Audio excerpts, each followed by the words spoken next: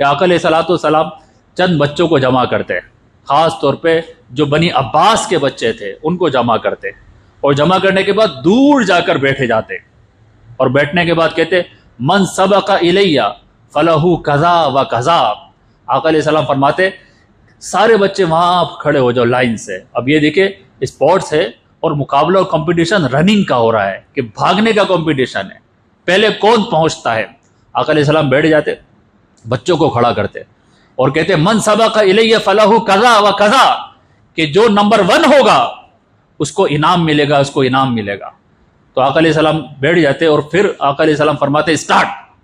और वो बच्चे वहां से दौड़ते हुए हुजूर अलैहिस्सलाम की तरफ आते, और इतनी तेजी से आते कि कोई हुजूर अलैहिस्सलाम की कमर को हाथ लगाता, कोई आका अलैहिस्सलाम के सीने को हाथ लगाता, और हुजूर अलैहिस्सलाम बच्चों को यूं करके पकड़ के अपने पास बिठाते और मोहब्बत से इनको चूमना शुरू कर देते, इनका बोसा लिया करते।